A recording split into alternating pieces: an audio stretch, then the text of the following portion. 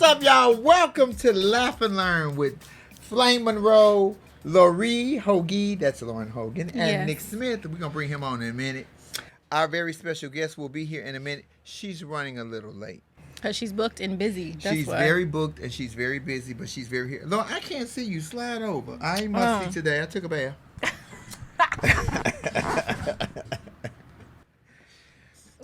But we do have our fabulous cameraman Kendall here and our wonderful producer Tribble, and we got you Flamettes coming on in. We finna give y'all a show. We're gonna talk about some things and Lauren, where you been? You been on the road. Child. Wait a minute, let me give y'all this. Y'all see my circus tent? Not you call it a circus. Look at the circus tent. Look at the hills are alive with the sound of music. No, we're gonna have a great time today. Well, how you been, Lauren? How was your week? 'Cause you've been traveling, honey. Yeah, last week was rough. It was very, very busy work-wise, and then I went to Atlanta on Thursday, and I got back yesterday morning and found out from my other job I'm going to be on a plane at least once a month until December. So it's going to be nice and fun, you know. Traveling is not the same. Traveling can be a little horrendous right now. Everybody is on edge. Some people want to be disgruntled. You do know that with traveling, the restrictions are you must wear your mask on the planes. That is one of the biggest issues that people are having on the planes, because I was just traveling to Chicago, and people just do not want to sit with that mask on for 3-4 hours. Or they'll pull it like halfway down so their nose is exposed. So the nose is exposed. And the flight attendants are like, can you please put your mask over your nose and your mouth? I'm going to need the flight attendants to get more personal with that. Stop saying it publicly and just go to that person. Dude, do you want to get kicked off this plane? Because we could just let you off at here 30,000 feet. That's who I had on my plane. It was a rude white lady. She was like, sir, you need to lift up your mask. She was on it. So I like her. She was a little aggressive, but you know, she was doing her job. You have to be with these people because that's where we at. Today's show is going to be very inspiring for me, more so than anybody else, because this was the lady who was coming on who gave me a break, who saw me and said, you know what, come on, I got something for you. So she didn't let me stand in her shine, and she didn't let me stand in her shadow. She let me stand in her shine, and it worked. Bring Nick on, Lauren, so we can bring on our other co-host, Nick Smith News. You flame mess, y'all. Get your questions together and type them big, because you know I can't see. Old man T. And old man T. But I look good. I smell. I did a drag show last night. Thank you guys for coming on Cash App and tipping and watching the show on Instagram and all that. Hi, Nick. Hello, everybody. How you doing, Lauren? I'm good. How are you? Ooh. Doing all right. You're the one who's been on the road, so we keep you in prayer and in thought anytime you're traveling like that. Thank you. Please do, yes, because I was telling Flame Loki, this man got into it with a flight attendant yesterday. It was a lot.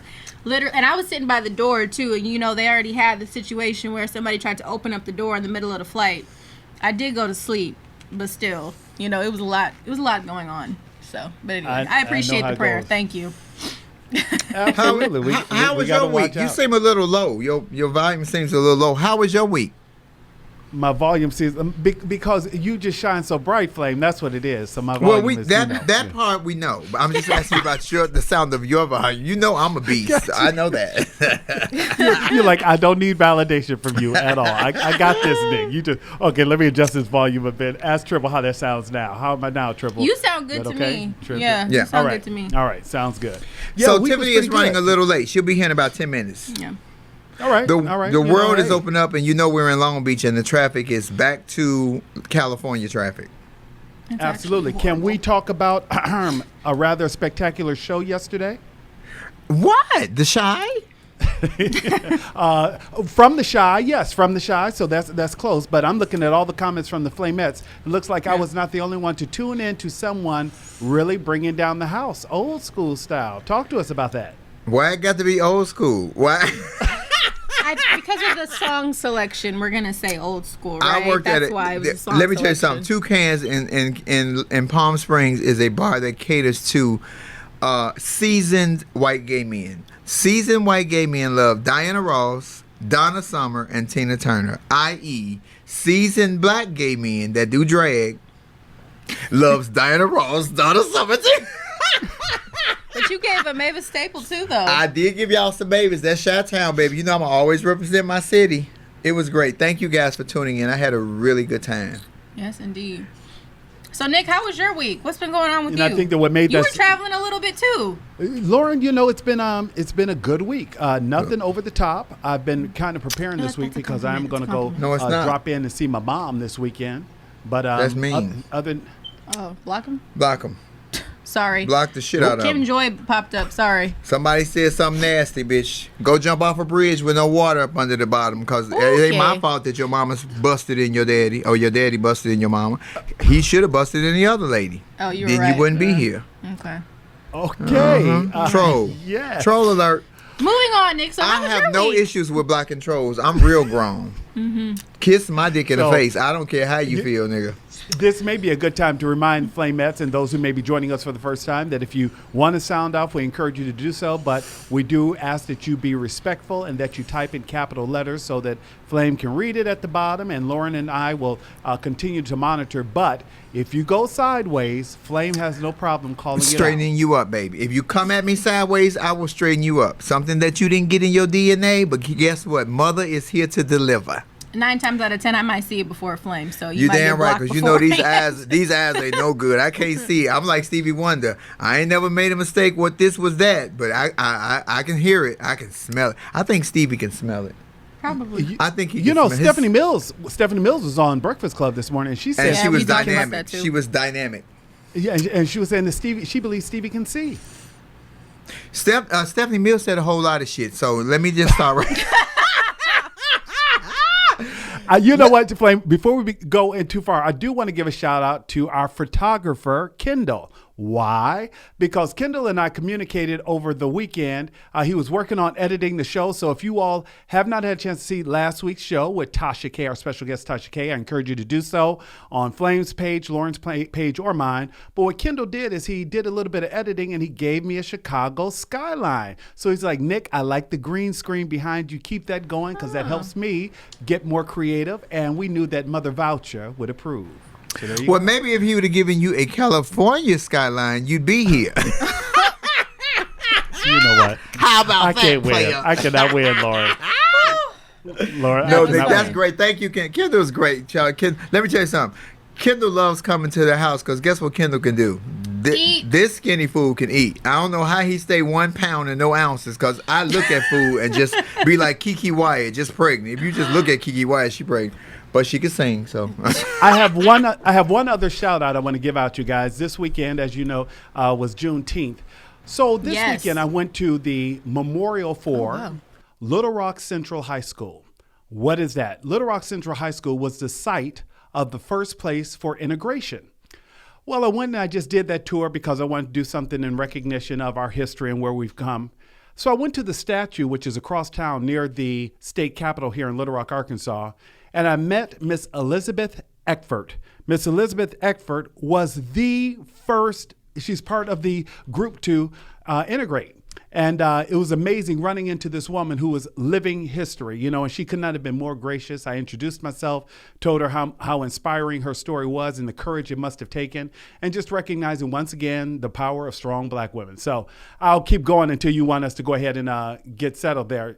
Keep going. So it was just amazing. Elizabeth Eckford, I posted a picture of the two of us on my Instagram page because the picture of where she was being yelled at by a crowd of white citizens and spat at, bricks thrown at, the courage and strength it not only took her, but the other 8 who were all part of the Little Rock 9 was just absolutely amazing. So if you all have not had a chance to either hear the story or learn the story, I would encourage you to just look up Miss Elizabeth Eckford and the other members of the Little Rock 9. So it's just, it was amazing to see her and see her story. I saw your photos, Nick. They looked really lovely. I didn't even know that they actually had that statue there.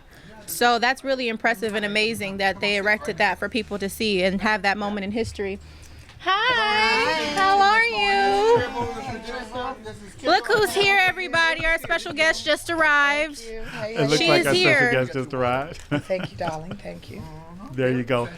Welcome, Okay, Tiffany. How are you? Up, Kendall. I'm good. How are you? Doing all right. You look cute. I like that dress too. Thank you. That's cute.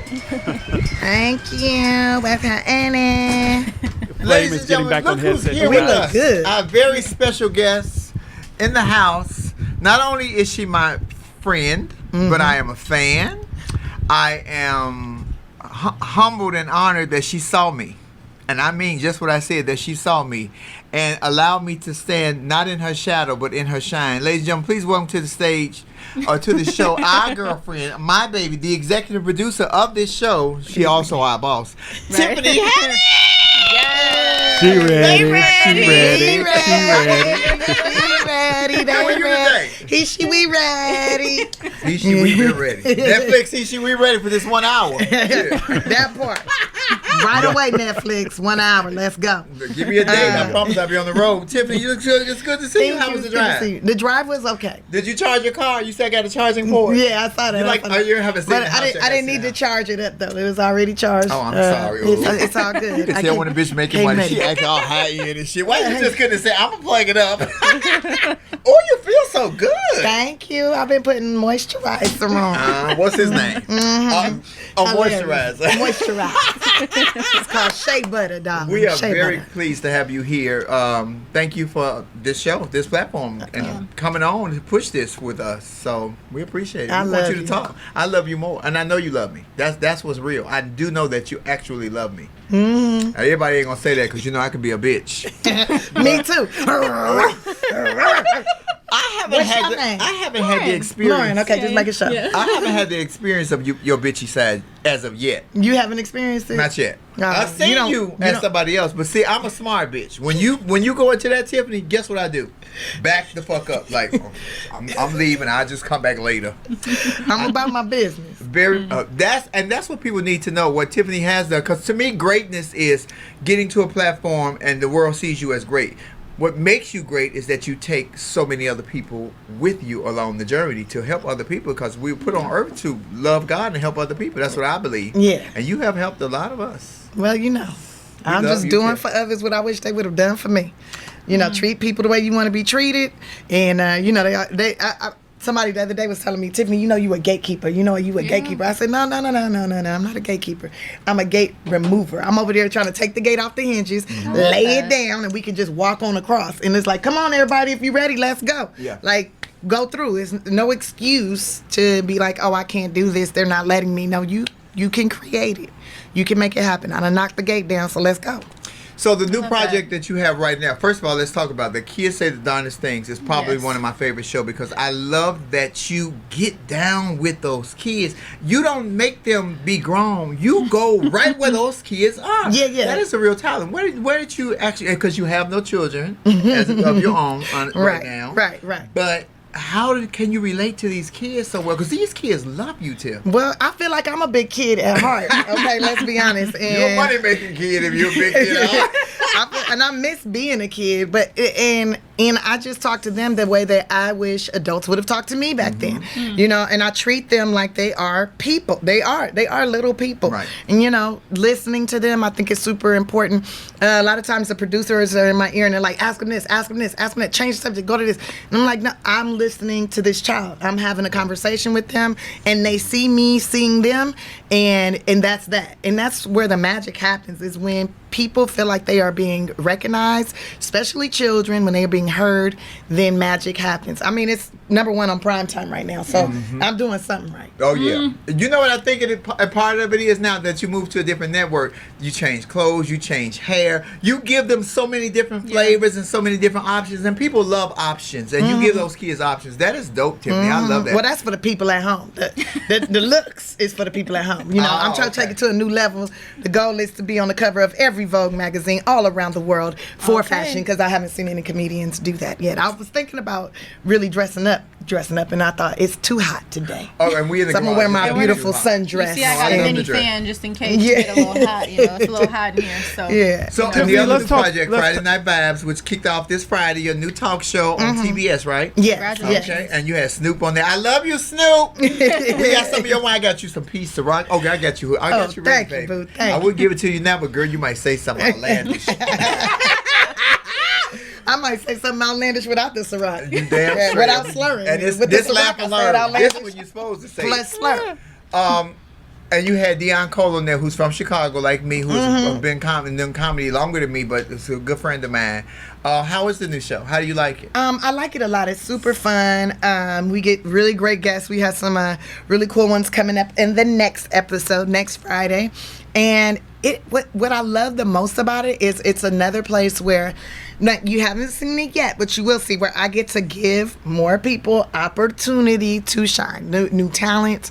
It's like get them a chance to be on. And so I'm super excited about that part that's coming. That's our partner there, Nick Smith. Yes. Nick, say hello to Tiffany.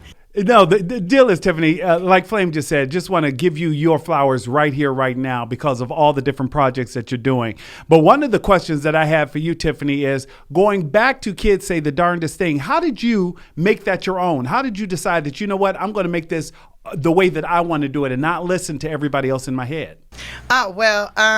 First of all, it's a team effort, right? So the producers that I'm working with, Eric Schatz and Bellamy, the way that we all communicate is super duper important, right? And we wanted this show to be original, to be of my voice. I was very specific about, like, if we do this, I'm not doing it like all these men did it, because I'm not a man, okay?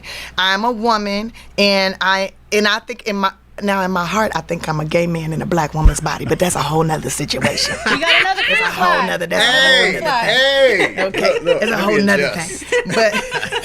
But I definitely wanted it to be like something I would want to watch. Like, can we make a show that I would want to watch? Can we make something that when I'm sitting at home, I'm like, oh yeah, let me leave this on. This makes me smile.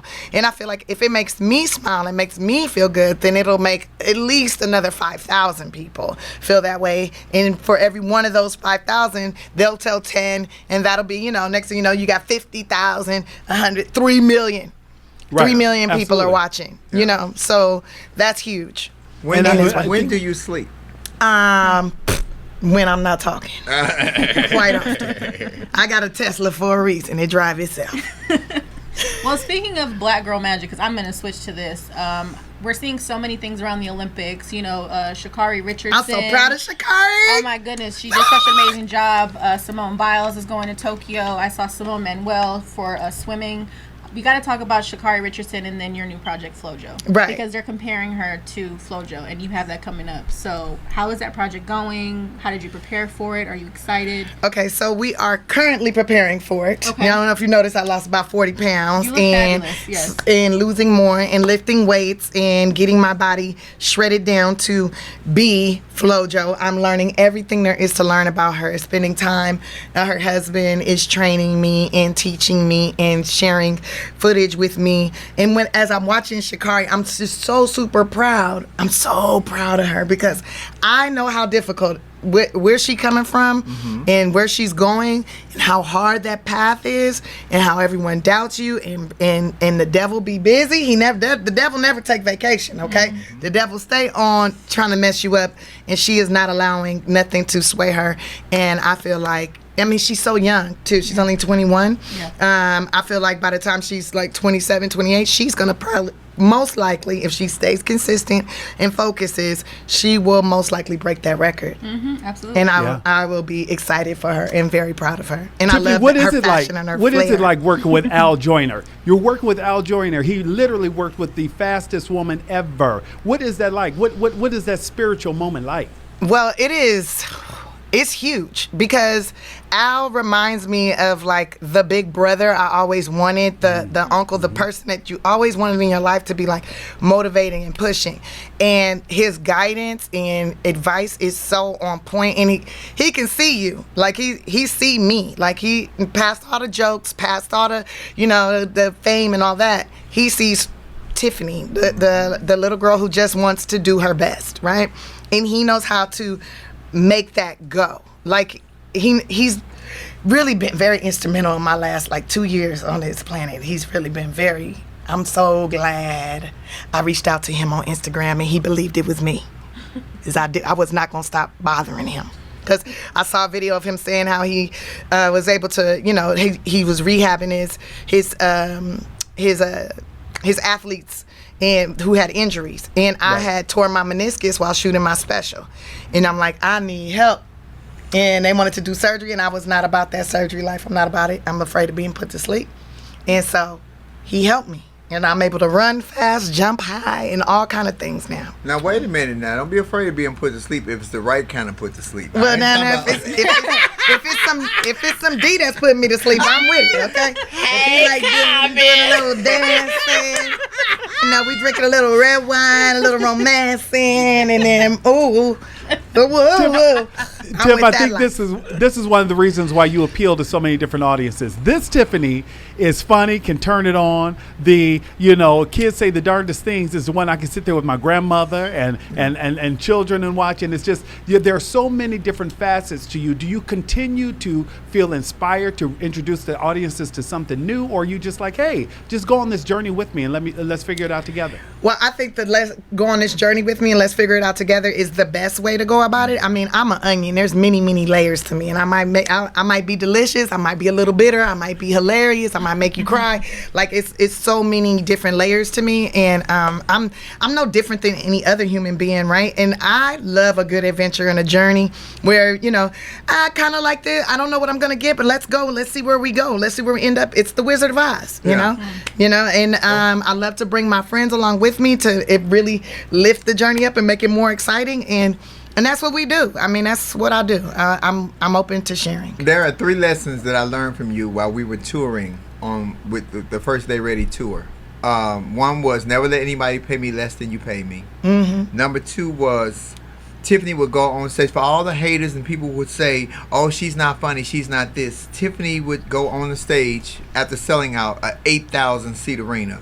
Our names were not on the bill. Not mine, not Shantae's, not Tracy's, not Marlo's, not Ida's, or April's. Our name was not on the bill. It said Tiffany Haddish sold out. We were just the asterisks. And she sold the place else. And so when she would come out, she'd say, just in case I wasn't funny for y'all, the bitches that I brought were funny. So you still got your money's worth, even though Tiffany would go out and do that hour and wreck.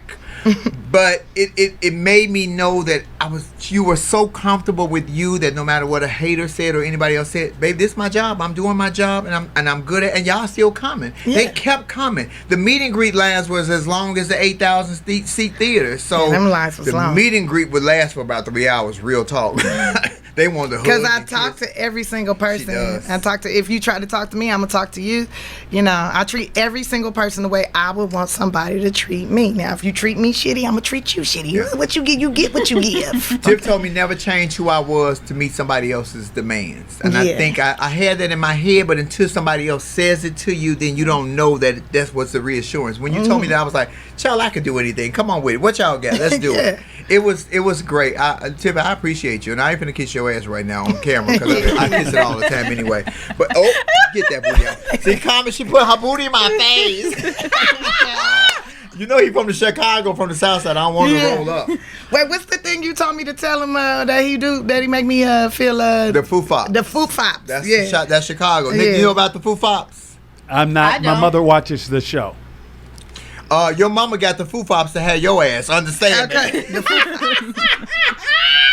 So, Tim, I know what's near and dear to you because everybody thinks that you're comical and that you're always doing this and doing that. But Tiffany was on the ground in Atlanta during the whole flipping Georgia to blue out with Common. She was on the ground. How was that? Wait. I wasn't in Atlanta. You didn't go to Atlanta? You didn't have Hell no.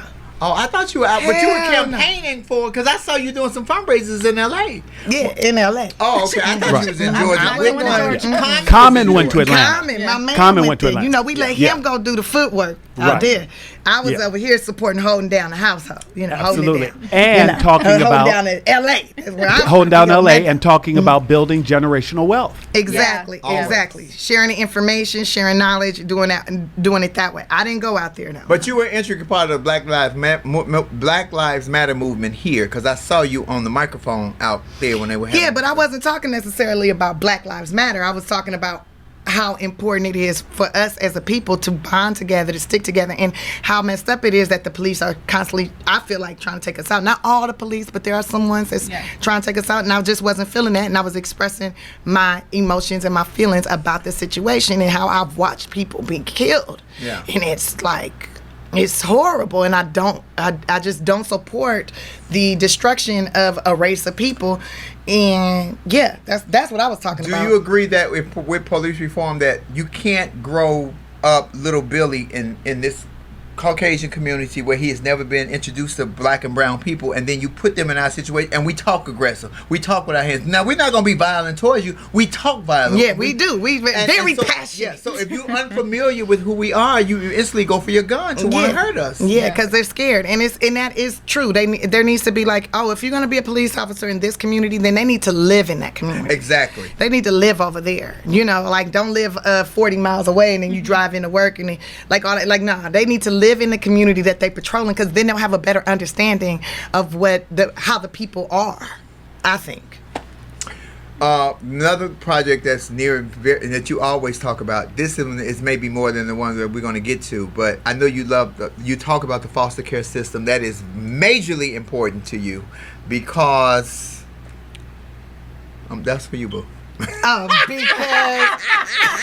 I'm waiting for you to say that. Because that's where I come from. Because I was a part of the foster care system. I was definitely a youth in that system, and that was a very difficult time. I think I don't care how, I really feel like the hardest time of your existence as a human being is like your adolescent years, like being a child, being a teenager, because you don't have a whole lot of say-so over how you live, where you live. You're depending on these other people to nurture you and take care of you, and it's very it's unpredictable and it's very scary because you have no control. Once you're an adult, at least you got the power to say no, yes, and make the choices. And when you're a child, you really don't have, you're hoping someone cares enough to make the right decisions for you, to guide you in the right way. And then you have the choice to agree with it or not. But 9 times out of 10, like when you're in the system, they take you at the house. You can't say, no, I want to stay with my mama who's mentally ill, even though she beat me. This is what I know, right? You don't have that choice. They just move you, and then you're like moved into a place where maybe somebody's doing some inappropriate things to you, but you don't even know if that's inappropriate or not. You think they're trying to help you, and they're really molesting you. You don't know. It's so many things that you just don't know. And as an adult, life is difficult. I've had some difficult moments as an adult, but never as unpredictable and as difficult as when I was a child. And I think that the children really need a very strong foundation, a support system.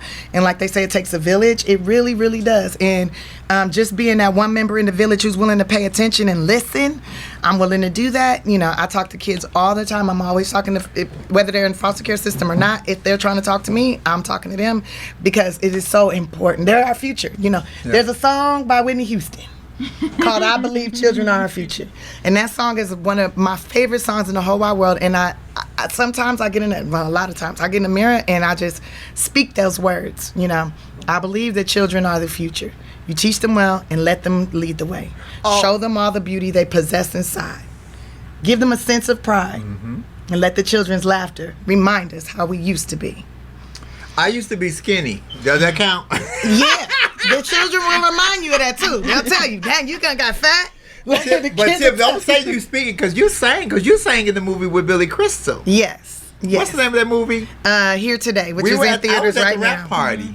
You came to the rap party. You know what I love about Tip? When Tip introduces me to people, she don't say, "Oh, this is comedian Flame Monroe." Tip holds me by my hand and leads me to meet these big celebrities like. This my bitch right here. This and it's this so is welcoming. My friend, talented, beautiful Flame Monroe, who would like to meet you. Flame. Flame is very talented, and then Flame is like, "Hi, honey," and then it's a whole conversation, and I could just slowly fade away. Tiffany, has Flame told you the the person you introduced her to that mattered the most, that she was most in awe of? Yeah. Did she share that with you? Yeah. yes. And she had Flame was left. crying and everything. I was crying and everything. We were on the set of Good Times. And I wanted to meet Norman Lear because the whole Beverly LaSalle story. Beverly LaSalle, if you don't know, played a character on All in the Family. She was a drag queen. She was the first person who I saw that I could identify at 9 years old that made me know that I wasn't crazy. So when I wanted to meet Norman Lear, Tiffany had left. She was already in her car about to pull off. No, I wasn't. I was in my trailer. Well, they said you were in a car, so I thought that you were just sitting in your car waiting for them to take you out because there were so many people there. So Dion, who's your makeup artist, I said, Dion said, Flame, what you waiting on? I said, I'm waiting. She said, Tiffany gone. I said, I'm waiting to meet Norman Lear. She said, you want to meet Norman Lear? I said, yeah. Dion called somebody else who called Tiffany. Tiffany came out the trailer, came back in. Bitch, who you want to meet? Grabbed me by my hand like her kid and walked me through everybody to meet. And I was an emotional sissy crybaby wreck because it was a full circle moment. That was probably one of the most joyous moments. And of course, that check from Netflix from you. Right. That was probably one of the most joyous moments of my life. I do want to backtrack, though, to what you were saying about kids, because I recently saw this story or a video about this little boy named Tyler, whose family literally put him on social media for being gay, and, you know, they shaved his head and all these different things. They shaved gay in his head, didn't they? They shaved gay in his head. They were literally hitting him on camera. So just in situations like that, like, what do you do for those kids, you know, that are in, and these are their actual family members, you know, like, what do you do? Well, I think first that he needs to be removed from that home. He needs to be away from those children, and that's a child that needs to be nurtured, listened to, talked to, and shown the way, right? Like, so already there's probably a whole bunch of damage that's being done, and that's what I'm talking about. Like, as a child, he can't just leave there, right? It's probably what he's been experiencing his whole life, and they're probably calling him gay and probably doing gay things to him. Mm-hmm. They're probably the ones that's actually gay. Yeah. You know, they're probably, who know, like, you'd be so surprised how somebody, well, not really that surprised, but somebody will try to put something on you when it's really them that's suffering with the issue. This them that's feeling guilty about what they've been doing to you, and then they think it's funny or whatever, or they're taking their pain out on you because somebody's done it to them. Like, it's a mess. But that baby need to be taken up out of there. Yeah. He need to be placed in a home where it don't necessarily need to be like a gay home or a mom and dad home or whatever. So just God need to put that baby where he's supposed to be, and that's not with them. But that needed to be seen, though, so people understand that this is going on all the damn time. This is happening in a lot of households. There's a lot of big brothers that's torturing their little brother or sister. It's a lot of that going on. I mean, let me be honest. I might not have been the best big sister all the time. I was definitely scaring my brother and sisters, making them think zombies were real. I definitely was doing that, and I might have put my little brother in the trunk one time, and I might have tied my little cousin up to a fence and hosed her down with a cold water hose because she kept going in my diary. But that's neither here nor there. I apologize for my actions, and I was wrong for doing what I did. But I was young, and I did not know how to get them to not keep messing me up. So, anyways. I think all your childhood tragedies attributed to why you are so wonderful with those kids on Kids Say the Darndest Things. Yes, Kids Say, because I've seen other hosts on there, and some of them are pretty good, but not as good as you, because you meet those kids where they're at. Well, yeah. But I meet everybody where they're at. If I can meet them there, I meet them there. Unless they on a super low vibration. Don't meet me, girl. You're going to see some things you wasn't supposed to see. But I have seen things. I have. And I love you still. And I've seen a lot of things. Tiffany, I want to talk to you more about the biopic. And your collaboration with like Greg Economou, and you too as a producer, you're wearing this producer hat. How do you all decide on the structure of the movie, the direction it will go, and what can we expect? Well, you can expect a beautiful love story. Okay, I want to show how, you know, Florence was doing real good before she met Al, right? She was doing good, right? And with Bob Kersey and all that, she was doing good. But once her and Al came together, both of them were unstoppable. And I want to show how in sports, but in any aspect in life, when a couple comes together and truly support each other and truly love and hold each other up, how dynamic they both can be, right? And how you can break world records, and you can really inspire a whole generation, a whole community of people, and become a legendary hero. Like, and not even just a hero, but I mean, just what she did was phenomenal, and she set up so many of us for the future when it comes to, she made sports for women a beautiful thing. She made, because let's be honest, women in sports beforehand was like, oh, that's a man, oh, she ugly, oh, you gotta be, that's my line. She was a little rough. Yeah, she's a little rough. She's rough around the edges. You know, she made it beautiful. She came out there with her hair done, makeup done, nails for the gods. Okay, she designed her own uniforms, her costumes. Like the one leg. The one leg, and then that was a huge controversy. But everybody else out here in booty shorts with their whole booties hanging out, but she got her whole leg covered in that. Oh, she's taking such risk. It's risque.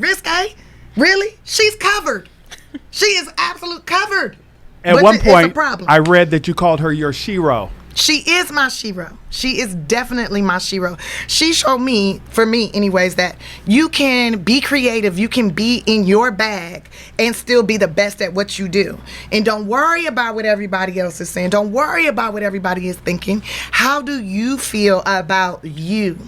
And go for it. And that man helped her do that. He lifted her. He allowed her to be her. Like, he didn't try to tear her down like, oh man, I don't think you should be doing, like, and cut your nails down, whatever. No, if that's what you feel good in, do it, baby. Do what makes you feel right. And I just want to show, especially black people, like, you don't see that all the time. You don't see us really supporting each other the way that we should.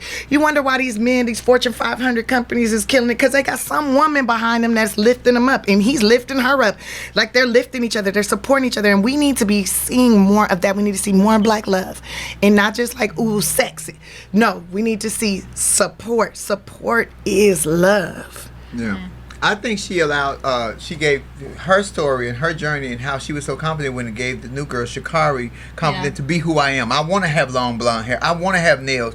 Because you're a woman and she's ghetto. That's not ghetto. This is how we black fashion. women live. It's fashion. So and don't take me away from me. And you can go all the way back to Africa, honey, 100 years ago. Even 150, when they was taking pictures, it was black women with long nails in Africa and all these headdresses on and everything. Like, that's in our blood, honey, to be eccentric and unique and out there, darling. It's a queendom that we're building here. Let her shine. Let her show her queendom. Girl, this is how you was acting when you was on Legendary, when you was on the damn ballroom. Look. I know I made a lot of people mad with that Legendary, but I don't give a damn. If I wasn't entertained, I wasn't entertained. And I didn't care. Oh, you didn't make me mad. I thought it was hilarious. Yeah, well, I was getting a whole lot of messages of people were very angry. Why would you chop them? I'm like, just because one person did poorly and the other person did excellently and they're on the same team, I'm not about to just let that slide. That's how I felt. Work ethic. Anyways, I like that. Everybody needs to be bringing 110. Tiffany, we have a ton of questions. Yeah, Go ahead, Flame. we're going to bring them in, Nicholas, in a second. But I know what Tiffany wants to talk about because she blew me out the water last week when we talked about it because I didn't know because I'm not biologically a woman. Can you believe that? But in the South, young women of color are being arrested and put in jail for abortions. And these are very unwanted pregnancies. Some of them are unwanted pregnancies. Some of them are accidents. Some of them were not planned. But this is very near and dear to Tiffany's heart. So we want her to talk about it because I'm telling you, I was so unfamiliar with what was going on down there until Tiff brought it to my attention. I was like, oh, girl, you have to come and talk about that because people only think Tiffany is this actress and comedian and go-getter and she's a black woman, and black women are very empowered in this country right now, especially what she just said. If you get a strong man on your side that believes in you, and not just a man, just a partner, partner. It could be another woman. It could be whatever. It could be a he, she, we. It don't matter. When you support each other. I ain't empowering shit if it ain't a check you got involved. together, I would lift you up just as I hope you would lift me up and support me. Whatever you decided you wanted to do, I would be right there with you. You cut the half. You got me on that part, but the titties got to go. Let me just say, it's only nigga in the room with titties and a penis must be me. But Tim, I know how that is to you. So why? And they are these girls. Some of these girls are as young as 15 and 16 years old. Yeah, well, here's my thing. So so there's these laws that have been passed in certain states down south where it's illegal to have an abortion. You can go to jail, right, if you have an abortion. Which, okay, cool. But if you're gonna inflict that and say, oh, you have to have this baby, and you're saying what somebody can do with their body, right, and what they can and can't have. Well, then what's this thing with, insurance is covering sex changes for people that are 14, 15, 16 years old, 13, as young as 13. So you could cut your penis off if you want to and turn that into a vagina. And that will stop production of people. But if a woman is raped or molested or whatever, she has to have this baby. You are demanding that she has this baby. But if somebody that's very young decides, I'm a woman and I want y'all to give me titties and put my penis inside of me and I want a vagina, the insurance is gonna pay for that. We paying the taxpayers is paying for that. They're giving them away. Like That's not. Yeah, they're giving them away, and that's not okay. I feel like if that person can decide that they don't want their penis anymore, then somebody should be able to decide if they don't want to have a child. Mm-hmm. Yeah.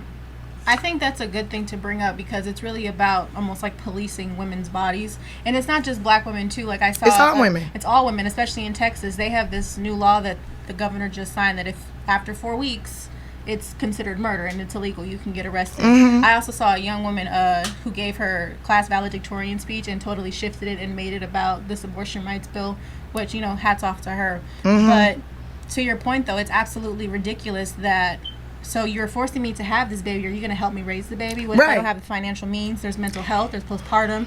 Are you going to help me actually bring this child into life and raise it in a positive environment? No. Or is No, it they're just not about going to the help you birth do rate? that. And then they say, well, you can just give the baby up for adoption or drop it off at the police at the fire station or whatever. Okay, now there's another person that needs to find a home that's going to be potentially homeless, that's going to be whatever. And you know what? I am all for, we need more humans. Yes, we need more productive humans. I'm for life. But I'm also for the right to protect your body, the right to make decisions for your flesh, for your life. And if somebody's already violated that, like I don't know about any of y'all, but I've been raped before. I know what that feels like.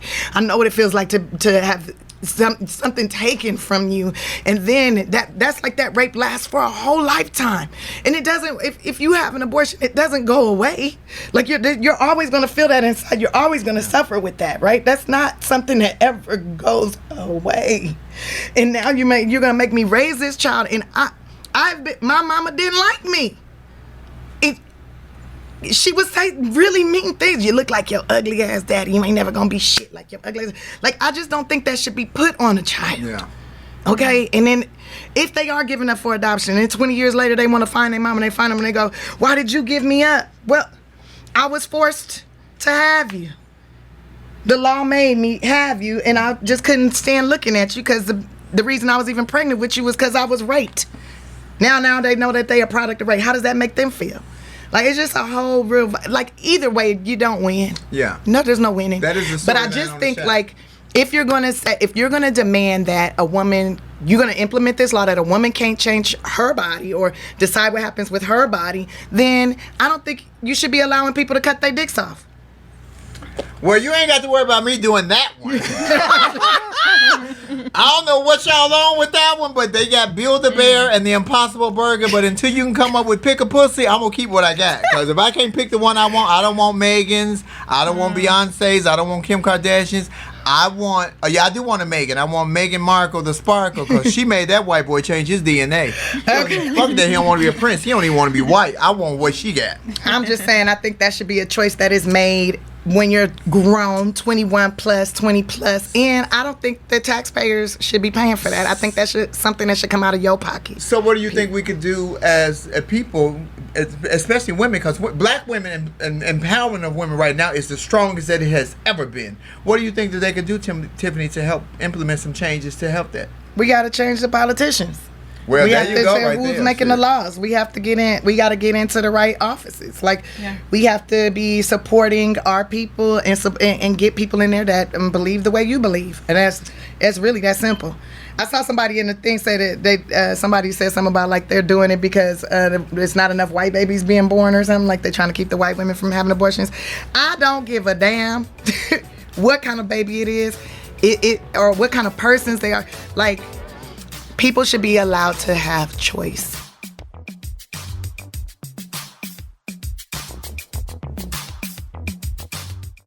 Allison is a flamette Tiff. She is running for city commissioner in Lakeland, Florida. Young 27-year-old black. So she's a teacher. Great teacher. She teaches Black history, and she's very on. Black history is not being taught in the schools, but it's your job to teach your children their history because you're the parent. They should learn it at home. You can't depend on the schools. So we're going to bring her in. And I told her I was going to bring her in because she is pretty informed and pretty bright. Where's she at? There she is. Hey, Hi. Hello. Yes. So I have listened to the conversation. Tiffany Haddish, I tell you, my hat goes off to you. Congratulations on all your success. Thank you. Sorry if I sound crazy, but I'm just speaking my truth. Yes, absolutely. And let me dial it back. So I am running for Lakeland City Commission commissioner in Lakeland, Polk County, Florida. But again, yes, it and when you stated it starts locally. Excuse me, it starts with the politician. It starts locally. Yeah, because very your local, because people think that your government is top down. Your government is down up, local, state, federal, right? You know, and when you touch on the foster care system, I'm going to say this. I almost was put out of law school because I got me and some of my comrades to start doing some research on foster care systems. And so here in Florida, what was happening is these people would create these businesses and buy out these homes to get these students, get these children in the foster care system. And of course, you get a percentage, and it's called an incentive for having these type of children. And you know, the little kids, you get more, the ones with disabilities. And come to find out, these children wasn't being treated well. And the thing about it is the information, because here in Florida, when you go through the foster care system, you go to college for free. Yeah. And a lot of kids do not know about that. And so I am putting and then in your local government, there is money. Right? Taxpayers' money. Instead of putting it in PPP, which is public-private partnerships like your Amazon and FedEx, put it into the foster care system, put it into youth and senior programs. And that's one of my pillars. An idle mind is a devil's workshop. Yeah. So if you don't give these children anything to do, your city will continue to be wrecked. And so if we put these dollars into our children, the future will be much brighter. Because at the end of the day, if we don't invest in the children, our future will be nothing. Yes, like that song. I believe children are the future. You know what, Allison? You got my vote. I ain't even a Florida citizen, but I'm gonna make sure they vote for you because you already. I feel your energy. You already on the right wavelength, not white. Right wavelength. Right. And so again, I am an advocate for children. I teach world history, and as I tell my children all the time, listen, I'm here for you. And I don't have any kids biologically, but at the end of the day, all these kids are our responsibility because I'm grown, right? We're grown. And so you just have to reach out. I'm everybody's auntie because at the end of the day, if you're not doing it for these kids, then who are you doing it for? Who are you sitting around that table for? You know, we want to change our local police force, but in order for that to change, we have to sit in the seat to change it. And if we sit around these tables, sit around the right tables, if you sit around in your local government, because at the end of the day, the federal is the federal. But if you understand that those who was once in your local, those who's in your federal was once at your local. Yeah. And if we stop it at the local, that state and that federal is going to look different. The Senate is going to look different. The House is going to look different. Yes, talk about defunding the police. But yes, in order for us to defund the police, we have to get the right people around the table in order for that to happen. Right. And it's not that we want to defund the police. We just want the correct officers to treat everybody right. Exactly. Because if your grandmama gets sick and you call 911 and you talking about defunding public safety, who gonna come get grandma? Right. You see what I'm saying? Right. So we have to ensure that the words that we say and we put the right people in position to get what we need, because it's not that we want their money, we just want the opportunities. Exactly. If you let me know about them, if you implement these things into the system, right, then that's how we can leverage as people of color and as people in general, because just as many blacks and colored people who are in poverty, there are just as many whites. And so if we're not going to, so my thing to this is, if in order for this system to change, we got to put the correct people in place. But you have to start at your local, your public private hospitals. You were talking about women in the abortions and things of that nature. Listen, that starts on the local level. Your local city get all this money. There shouldn't be a way that we're having to pay for all these said things, especially with women in our health. There shouldn't be. But if you have the right people in place that believe in our rights, right? Because now they have some women not even believing in women's rights. And it's absolutely absurd. You a whole woman out here in these streets, but you don't believe in our rights? You follow what I'm saying? But that's why we have to vote. You have to vote. You have to study. And so that's do the research. Come on, do your Allison. research. I just know this. If men could get pregnant, and if they was getting raped and they end up pregnant, I'm just saying, That law would not be implemented. I'm Allison, just saying. in your words, Absolutely. I'm a whole woman out here. What do you mean? I'm about to follow Allison. Where is it? I got to follow Allison. Al Lewis. You would like Allison is 27-year-old. She's a teacher, and Allison has really made me believe that all politicians should be teachers first, because you get to be where them children are, and you know what is important for the future. So, Tiffany, let me ask you a question. Would you ever consider later down the line in your life running for any kind of public office? Yeah, I have thought about it. I was thinking about, when I saw who was running for governor, I was thinking I could run for governor. I think you can hold that down. You could be the new Maxine, like I'm not the new, but Tiffany Haddish. But Yeah. I feel like I could do it, especially if I had the right team around me. I think I could do anything if I had the right team. Tiffany, listen. If Marjorie Taylor Greene and all these people is running for office, I'm quite sure you'll do just fine. I'm quite sure you'll do just fine. I think so. I mean, I'm running my business pretty good. I feel like it's kind of like how you run business. You gotta listen to the people, and then you start implementing what needs to be implemented to provide for the people. And let me just share this with you all, for all those future politicians. And let me tell you something. I sit at the feet of people. I like to learn, because at the end of the day, what can I share? What can I share if I don't sit at those who come before me to speak to those who want to come along, right? And so at the end of the day, you don't have to know everything about politics to be in politics. I don't know everything. But one thing I do is I study, and I have a heart of a servant. And a heart of a servant, that's all you need, because you're serving the people. It's not about you, because I always give this example. When you step on the tiles in the floor, you don't step on one tile without stepping on the next tile.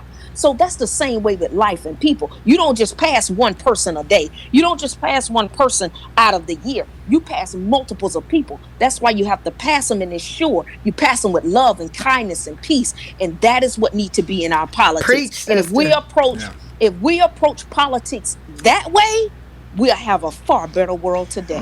We love you, Allison, over here. Yes, You know that. love you. Tiffany is following you. So every Thursday when I do Love Lounge, Tiffany, this month of June, we have dedicated to Allison, because it takes money to win a campaign. She has another contender down there, so we've been donating. I'm glad you're following her. Tiffany gonna get behind you, but Tiffany makes her own man, Allison. Believe me, because Allison Al Lewis. Al Lewis, that's me. Okay, following back. You're following by the one and only, the Tiff. Thank you. I like what you're talking about, and I'm looking forward to seeing what you do in the future. And who knows, you may be the next president. Woo! You know what I'm saying? Girl, I want to be the Secretary of State. First, you gotta get 35 though. You gotta get 35. You gotta get 35. I gotta to get there. that. Get there. Absolutely. And then I'll get you there. got my support though, sister. You got my Allison, support. thank you so much. Thank you so much, Allison. Thank you all. See y'all later. Y'all make sure y'all donate to Allison Lewis's campaign. I'm telling you, she look like us, she think like us, and she is for us. Because some of them look like us, but they don't think like us. And I said, y'all gonna make me run for office.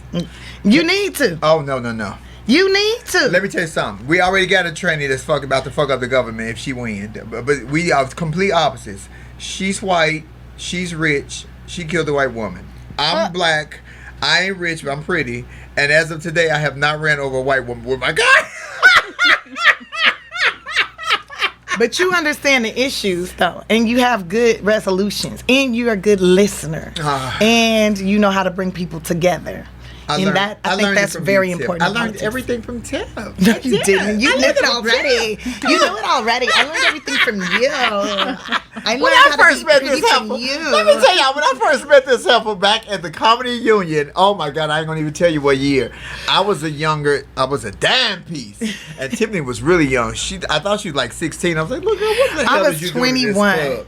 And she that was walked like up 20 to me, years ago. and she says, "Excuse me, can I ask you a question? Very innocent, very pure. Are you a drag queen?" I said, "I am." And then I went on stage and did it. She came on. She says, "Oh my God, I just love you," and we just bonded from there. And I think that if more women went to trans women authentically, like respectfully, can I ask you a question? Not, Miss Thing, I know your tea and all that. Don't get that familiar with me if I don't know you. Don't get that comfortable with me, because I will blast you. This right here is deadly. But Tiffany was never like that. She was always, and we just became fast friends. Yeah, and I was like, who made your shoes? What shoes are those? And you're like, my friend in Chicago made me these. And where the dress that you're wearing, what is that? And it, like, she wanted to get in drag, y'all. Real talk. Let me say, she really did want to get in drag. I still do. We should do a Panama drag show together. I did a drag show last night. It was great in Palm Springs. You should do a drag show with me too. I'll do it. They would love it. I'll do it. Hello, I'm with it. I want to be sparkly and pretty and do flips with heels on. That's the one thing you amaze me. Did you flip know? Off the stage? Yes, with high heels on. Where if DWTS would call me, I could do it for the world. Dancing with the Stars. If you're listening, I'm available. Let's start making that happen. We're going to campaign that. I'm going to make some phone calls. We're going to make that happen. Baby, let me tell you something. Another joyous moment was when you introduced me to Billy Crystal, and he said he had just watched me on They Ready. I've been in love with Billy Crystal since he played Jody on Soap. When I told him that, he said, "Oh, you went way back." I said, "Oh, I love Soap and Jody. That was great." So last year, Tiff introduced me to Common, who's her boyfriend. And No, he's not my boyfriend. He's my man. Hey, correct the bitch not then, why don't He's you? not a boy. He's a man. He's my man. He's definitely a man, and I don't know about me being a man in no other capacity, but the way he treats me, he was respectful, he was genuine. He talked to my son, who just got this, whatever Common said to my son at his house on my birthday last year, must have stuck with him, because dude just kind of turned around with his rap and with how he expresses himself, and I thought that was great. And I think that Common met me where I was because of you, Tiffany. Not to say that he would not have been fair to me outside of this capacity, but I probably would have met him in different spaces. And he has never judged me.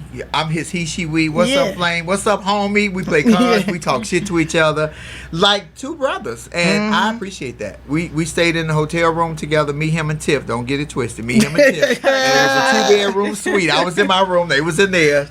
But I felt so at home with the both of them. We was up playing cards. Good God. And he loves you, too. He's He like, does. man, what Flame doing? What Flame at? Ready to whoop his ass in Yeah, space. yeah, that 'Cause part. He a rapper, and he won an Oscar, but that nigga can't whoop me in no space.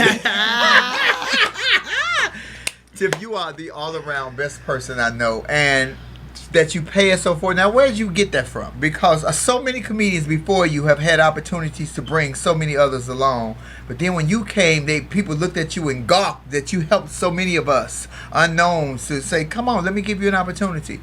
Where'd you get that from? Who did that? Watching these white men. I watch the white men. I watch how they get down. I figure might as well move the way they move.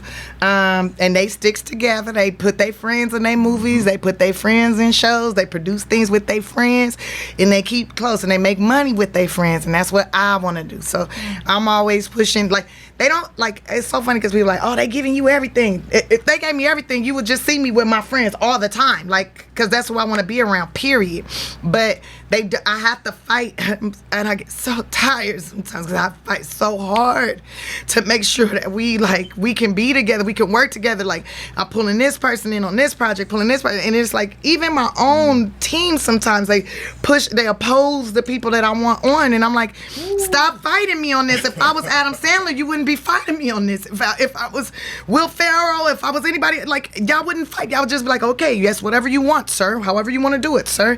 But I have to fight like tooth and nail, and I get so tired. Then the world is like attacking me. I'm getting attacked over here, attacked over there, and I just need to be around people that support me so that I can do my job. But also, like, I want to see my friends win. I want to see them grow. I want to see them with their own movies, their own TV shows, their own, like, that makes me feel good in my spirit. And so when I see, so Dan Cook, he always take the same people on the road with him. He take his boys on the road with him, and I said, "Dang, can I go with you?" He said, "No, I have my set group because I know they're gonna support me. They're gonna look out for me, and I'm gonna look out for them. They know where I'm weak at. They make me strong, and that stuck with me. Like, I need to be able to do. I gotta build friends like that, and bring those people with me everywhere I go. And I try to pull y'all on these movies, pull it on my TV show. Like, please take the acting class so I can get you on this goddamn movie, so I don't have to fight with these motherfuckers. Like, please do the thing. Like, it's so difficult, though. They make it so hard. And that's why I want to produce, so I can say, no, I'm producing this, and I'm not doing it without this person, and that's how it's going to be. Like, and then they say you a diva, you being a bitch, you being difficult to work with, whatever. And well, I wouldn't be so difficult to work with if you just give me what I fucking asked for. Because if I was anybody else, you would just give them what they asked for. I lived that experience with Tiff, because when we were taping They Ready, they were taking me to clubs that I was not comfortable at. That was not my audience. And when I said not my audience, it was just not my audience. And so one of the people involved was in Tiffany's ear, was like, I don't think Flame got it. I don't think Flame can do it. And Tiff called me. She didn't say that. She said, Flame, just don't let me down. I knew what it was. I said, Tiff, I got you. So when we were at the actual taping of They Ready, I was in the back and I prayed and I said, God, this is her first baby. This is her first baby. I have to kill this because this woman gave me a chance. I might not get another chance. I'm 50 years old. I might not get another opportunity. Tiff came in the room. We talked. She said, just do you. That's it. That's all she said. Just go and have fun and do you. We all went out there and did our thing. But there was opposing forces in Tiffany's ear to say, we don't think Flame had what it takes to be on the show. Shit. I mean, you don't know who you was fucking with. And that's why I was so proud of everybody, because I'm telling you, they was like in my, like, why are you putting this? Put this, you shouldn't put these people on. You shouldn't look out for, like, they was telling me all the things I should not do, or who else, and I'm like, no, this is who I said, and this is what it is. And then y'all can, if it fails, it fucking fails. Like, kiss my ass. I don't, like, and that's why I just came to each and every one of y'all. Like, just do you, bring your best, whatever you can bring. Like, I love you regardless. I'm here for you regardless of what they saying. Like, and that could have destroyed me. It could have been like, that's the end of your career, Tiffany. Yeah. You have a bad choice in talent. But I knew that it was gonna be great. And that's what you did know. And you said that when we were at that spa, because what you saw, I don't even think I saw, because you knew it was gonna be a monster. I remember me and you was laying in the massage chair and we had to get naked, y'all. So Tiffany on one side naked, I'm on the other side. My naked is very different from Tiffany's naked. Let me just and the man was massaging me. I said, okay, don't go too low. You're going to get a bitch excited. It was something, but Tiffany knew this was going to be a major. And I didn't even see that because, but the ingenious part was Tiffany and it was slick. Her and Wanda and Paige, who were the executive producers from Pusher Productions, was like, okay, so the first one, just go out. This is the one we're going to tape. Just do it by the book. And then the second one, just do yourself. They were smart because the do yourself one, they used, because most of us, okay, you got it in a can, we're going to get our check. Now go have fun. They used to have fun because we were relaxed. Smoke screen was down and we was just able to go. And this heifer came and hugged. She rapped. What y'all do not know is that she gave each and every one of us a great gift outside of the check and the opportunity. She made each and every one of us the executive producer of our own 30-minute special, which was, they could have kept the check behind that. Well, not really. No, but no, you need your check. But the executive producer gives you a little clout. So Tiffany, girl, well, and I thought that was so important because you are the one who came up with the material. You are the one who was in those nightclubs working that material. You the one that got bumped off of shows. You the one that had to go ride around to this city, that city, and do that. Like, you earn that executive producer credit, because without you producing this content, there would be nothing for us to see. There would be nothing for us to put on camera. So, and I'm a big advocate of people having producer credits for where they deserve it. Yeah. You're producing. You're creating content. Like, you are putting in the work. You made the phone calls. You did that. You did the hard work to get there. So you deserve the fucking credit. And they didn't want to give that up at first. But I was like, no, you're gonna give it to them. And take my name off then. Put them on. Like, they did it though. I want to give you kudos too, because I don't even think you probably remember. I was backstage when you did They Ready Season 2. I came with Flame, and I just want to say what you're saying now is not just like a facade of what you did, because even then when you were doing it in the midst of COVID, you still made it happen. You still gave these comedians this amazing platform, and you said backstage too. You said, I'm using everybody black because that's what I want to do, and I can do it because of the hard work that I put in. So I want to give you major credit. I'm seeing all of your passion and just your drive, and I want to thank you, even if people aren't giving you your flowers yet. We giving you your flowers today because you were really, the seeds are there. They're gonna grow. The flowers gonna grow. Because you've really been doing this for a while, and you are really giving back. I mean, and Flame has always talked highly of you to me, but to see you do it, like, be in action. You had your Eddie Murphy tribute suit on. It was a very black show. And was looking good in that red bitch. I was jealous. I said, oh, it was a good show. Thank you. But like Eddie is another prime example of someone who got in there and pulled his friends on, put his friends in the movies, put his friends on the shows with him. Like, that is a prime example. And he was just doing what he's seen the white boys doing too. Yeah. But they don't always allow us to do that. Like, and it's very few of us that do it. Like me, Kenan Thompson. Like, female comics barely ever do it, if at all. It's like, but we have to fight so hard. Yeah. It's sometimes people are just not built for the fight. It's terrible that they think that female comedians don't work well together and they can't do it and together. We do work. And we worked exceptionally well. It was so much love on They Ready with all the female comics. It was nothing like you would have thought. Everybody was empowering each other, hugging and praying and patting each other on the back. Go kill it, go kill it, go kill it. And Tiff was right at the forefront, like Mother Goose. Like, baby, you did it. Go do your thing. She was waiting on the side of the stage, and none of that was for the camera. She was waiting like our mothers at the side of the stage, like, when you do it, you come up, I'm waiting right here to give you your big hug. Like your first day at school, I'm going to be waiting on you. Yeah. This first show, what y'all didn't see, is the microphone thing was hanging out. So Tiffany ran up on me like my titty was out and said, I said, girl, my titty ain't out. She said, girl, the microphone is showing. It scared the shit out of me. Because I wanted you to be perfect. That is how involved that she was with the production of it. That it needed to look good. You need to be your absolute best, because this was Netflix. You know, it was dope. It ain't even that it was about Netflix. It's you. It's you, and you deserve to have the best and look the best and feel the best and be protected and be looked out for, and not just left out there floundering or looking crazy. I wasn't finna allow it. I wasn't allowing it. But Netflix, did you hear that? Call a bitch. I'm ready. He, she, we is damn show ready. Let me go backtrack a little bit, Nick, before you come in. I want to just give a shout out to Dwayne Wade and his wife Gabrielle Union, because if that daughter of theirs, Zaya Wade, if the little boy who got this gay shaved in his head had a supportive team like that in his household from his parents, that child would grow up to be great, whether it was gay or anything else. The child will go, because it's at home, you safe. Yeah, that's all I wanted when I was at home. I wanted a safe space, because the world was, I was sissy this, Miss Marcus fighting and all that. I wanted to be able to go in my house and know I'm safe in my house. But I wasn't, because I had my mother was violent. You know, my uncles didn't want me to be gay. They would fight me. You can't fight the gay out. That's why I know how to box so well, because I was whooping their ass. But that's what you need, and so I applaud them. And I think I used to be Zaya Wade. The only difference was I didn't have a parent at home to protect me. You know, Valerie was doing her thing. She was on drugs. She didn't care what I was doing, but I had to learn to fend for myself. And a lot of us trans women are on the defense because we have to be on the defense all the time. But although you went through that and they weren't there the way they could have been there for you, look how awesome a parent you are now. Yeah. Right? You're like the best version of what they were, but you're like the best. You're the best mommy, daddy, everything. Like, you're the best. I don't think my 17-year-old daughter would agree with you right there. Well, not right now, but because they're 17. I mean, they want to get what they want to do, and that's a part of growing up. Yeah. But they never hungry. Never. They ain't never been sleep in the streets.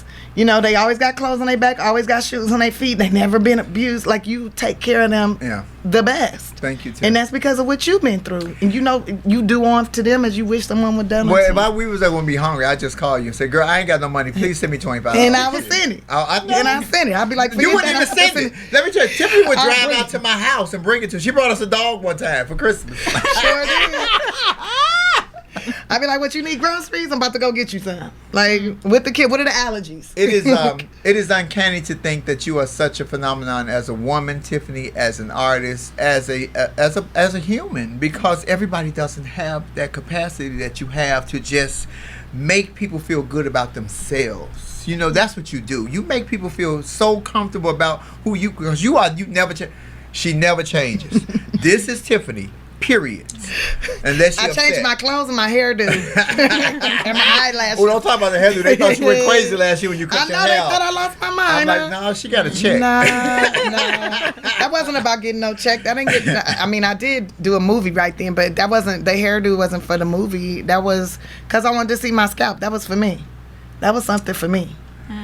And I'm gonna tell you, I wish I would have did it at a younger age, because I think every woman, every human being should be bald headed at least one time in their life. You know what I'm talking about, player? Feels amazing when them raindrops hit your scalp. Feel like guys just going like when that water and like if somebody touch your scalp, it seemed like my senses, like I can sense bullshit way quicker. Like, I don't know. It's just the feeling of being bald was kind of a freaking amazing. And I don't care if you got a funny shaped head. Let that funny shaped head breathe one time in the universe. Let the sun kiss it. I got the funny shaped head. Let the sun kiss it. Oh, let the sun kiss it. That wasn't her name, but she did kiss. Listen, Lord. One of my favorite movies, Tiff, that you did was Madam C.J. Walker. I loved you in Madam C.J. Walker. Did you take acting classes for that? Because you were really, really, really good at that. Thank you. I've been taking acting classes for years. I'm trying to take some too, girl. I've been taking them for years. I've been taking them since 2001, 2002. I've been in acting really before then, because I was taking them in 1996, 95, 97. And I mean, I won drama festivals in 94 and 95. So, like, I've been doing it for years. But yeah, that Madam C.J. Walker, that was a lot of sitting down and like, okay, focus on the times. How did they talk? How do you carry yourself? What of me can I bring to this character? What does this character have to offer to grow me as a person? And I played with that a lot. That was great. Yeah. Nick, I know you had a question. Go ahead. Well, I wanted to talk about Tiffany's internship, where she's providing opportunities for people to succeed. Because, Tiffany, this also ties back to you having the ability to do all the stuff that you want to do, because you want to provide an opportunity for others to be able to have that agency and do that. Talk to us about that, because there are so many people who are tuning in right now who won't have a chance to speak with you directly. How can they learn more about that, and what do you want people at home to know? So I started a foundation called the She Ready Foundation, and when I originally started it, I just wanted it to be something that was super simple, that I just wanted to give suitcases to foster youth, because I remember what it felt like being moved around from house to house and all my clothes in trash bags, and how that made me feel as a person, like I was garbage being moved around, right? And once someone gave me a suitcase, I started feeling like a person, like a traveler, like I was on an adventure, like I was a visitor, as opposed to being garbage dropped off at these people's house. And that evolved over the course of time. Like, so I was just giving out suitcases. Every comedy show I do, I would, like, people wanted to take pictures with me, I would make them bring a suitcase, and it got to the point where I started performing at bigger venues, and I couldn't buy the trucks anymore that was filling up with the suitcases. Then it was, okay, you can do a meet and greet with me, but you pay this much, and now that money went directly to the foster youth, where we were getting them suitcases, toiletries, clothing, books, and things of this nature. And then as I started talking to more and more of the youth, and the more ingratiated I got in the business, I started realizing that these people that I work with and these organizations that I work with, they don't understand me. They don't understand people like me. They're confused. And as I'm talking to the kids, I'm realizing that they don't understand that there's opportunity for them in this field. They're thinking all I can be is an actor or a writer or a director. But there's so many other positions in entertainment. There's so many other things you can be. You can be a DP. You can be a camera operator. You can be an editor, an executive at a company. You can be, there's so many different positions. You could be craft services. Like, there's so many other positions, but they're not exposed to it, so they'll never be able to do it. So I decided I would start an internship program where we start placing these foster youth that are in college, that are interested in the arts, into these companies. So we have some at Disney, we got some at at UTA, we got some at Artists First and management companies, we got them at Sony Pictures, we got them everywhere, like all these different places. So first we just started with California. This is our first year doing it, and we're just seeing how it works out. And so far, it's been going really, really well. Now, there's some kids that's a little stuck up, like, oh no, I can't do that. I really want to be a writer, and I don't think that research is like it was. Like, because when you're an intern, you're doing the basic jobs. The grunt work. The grunt work. Yeah, the absolutely. grunt work. And so you need to learn these things. I mean, I was an extra before I was ever a paid actress, right? I was an extra, learning how things work, learning the calls that they make, like, okay, pictures up, sound speeding, different things. Like, I was learning all these things at the base level of acting, right? The background, which is important to making something feel real. I never said I'm too good to be sitting in the background. No, I need to sit back here so I can see how this shit go, right? So, but this one kid, I had to have a conversation with, like, look, like, research is important to writing. You're saying you want to be a writer, you need to understand what you are writing. You need to be writing things that are informative, that are real. And if you're even writing imaginary, you need to have an understanding of what's real so you can write the imaginary, period. And the more that you read and the more information that you gather, the better a writer you will be. But still, they thought they were too good to be doing research. So you can search your ass up out of here. Yeah. And it blows me, Tiffany, because people think that you just popped up overnight. They don't even know that you've been doing comedy camp since how old? Oh, I started doing this stand-up comedy camp in 1997, 96. So in the 1900s, I was like 16. Yeah. 15. Was that important? But did that help mold you to be the comedian that you are now, doing all those comedy camps? Oh, yeah. I mean, that was, okay, so, like, so I was getting in trouble. I think Who Framed Roger Rabbit got me started, because there was a scene in the movie where detective says to the rabbit, why are these people doing these nice things for you? And he says, because I make them laugh, Eddie. If you make people laugh, they'll do anything for you, right? And that was like, that's the ticket. This is how I'm going to make friends. This is how I'm going to get help with my homework. This is how I'm going to get through life, is I'm going to make people laugh, and they're going to help me. And people did help me. And it was in a way where I didn't have to really ask for help. They kind of noticed, or I'd be like, let me see your homework. You probably didn't get that right. Let me see. Like, and then I copy. That's how I cheated on. So that's how I got through high school. And then, but I was also like getting in trouble in school a lot. And the social worker was getting tired of coming up to the school. And she was like, clearly there's something wrong with you, because I had these imaginary friends. I might have been a little bit, racist. I had a bird named Cracker. And I'd be like, what's answer number 7, Cracker? And I went to like the whitest junior high school ever. And I'd be like, what's answer number 7, Cracker? And I'd be like, the teacher would be like, who are you calling a cracker? my bird on my shoulder. And they'd be like, there's no bird on your shoulder. I'm like, that's because you're blind. You're blind. Cracker said that you're blind. Like, so then they would send me to the dean's office, and the social worker come up there and be like, look, something is clearly wrong with you. You got 2 choices this summer. You can go to the Laugh Factory comedy camp, or you can go to psychiatric therapy. I ended up in the comedy camp, and that was the first time that I was surrounded, like I was in an environment that supported my silliness, but also in an environment where, it was there were men there that were telling me, you're talented, you're funny, you're beautiful, you're smart. And I didn't think something bad was going to happen, right? Because at that point in my life, anytime a man told me anything positive, he was going to do something negative. Something bad would happen.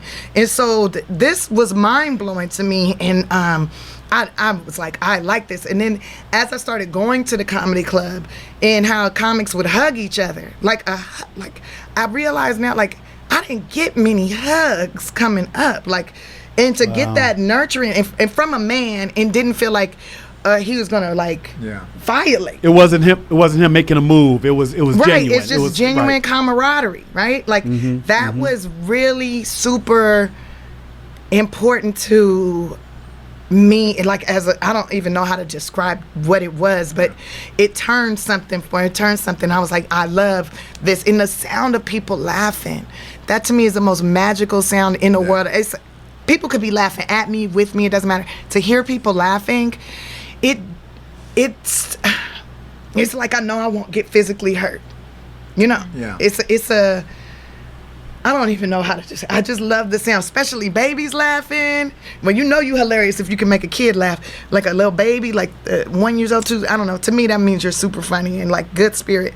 And to see people smiling, even if they ain't got no teeth or they got the ugliest teeth, to me that's just, it's just beautiful. So that's why I don't like babies laughing with me. I be thinking they be clocking the T. I be like, I know you a man. I don't like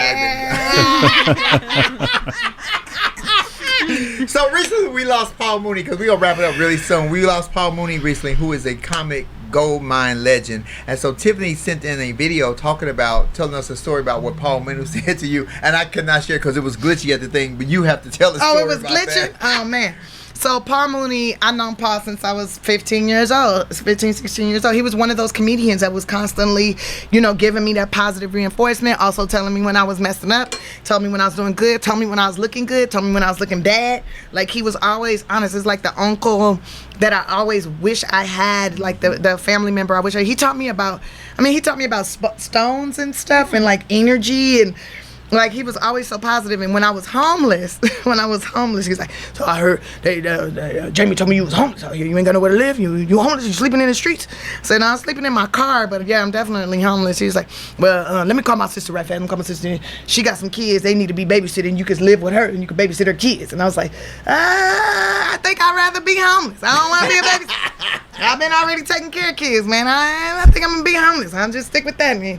He would always like guide me on my jokes. Like, he would see me doing a joke. He'd like, oh, that's a lot of potential right there. Okay, what you need to do is flip this, flip that, do this. I don't know, put some makeup on. God damn it, come in here looking crazy. And like, come here. Comb my hair and making sure, I look presentable. And because some days, I couldn't. I didn't have the resources sometimes. But he was the most amazing, and he taught me so much. I miss him terribly, and I've been missing him for a long time because he was not himself those last few years. Yeah. So, but he always greeted me with love, always was kind to me. Sometimes he would cuss me out, but to me, that was his way of, yeah. I was a bitch every time he saw me. Yeah, but that was his kindness. Yeah, it was. He would be calling, hey, come here, bitch. Let me talk to you. Come here, bitch. Let me talk to you for a second. He said, sit your ass down. Bitch, sit your ass down. Let's talk for a second. He said, he asked me, do they give you a hard time? I said, they do. He said, well, bitch, you know you're not no real girl, so you expect it. But he said it in fun and as a joke. But Tip, did you ever give Kevin that $300? I have, yes. Yes, he got his $300 funky dollars. Plus that. I love that story. I mean, that movie made a lot more than, yeah, he got that money back. That was Night School. Yeah, Night School. I fucking loved you in that movie. And Kevin, that was a funny ass movie. It was a fun movie. I watched that about 3 o'clock in the morning, high off of edible. Good God. I was laughing, didn't even know I was laughing. Tiffany Haddish, we thank you so much for joining us. If you did not know that Tiffany Haddish is the executive producer of Laugh and Learn, this show probably would not have happened for Charlamagne not giving us a pass and Tiffany signing on to say, green light this bitch, let's go. We love you. Love you. We have a message that we leave here every week. Nicholas, here at Laugh and Learn, first of all, Nicholas, tell us where we can find you.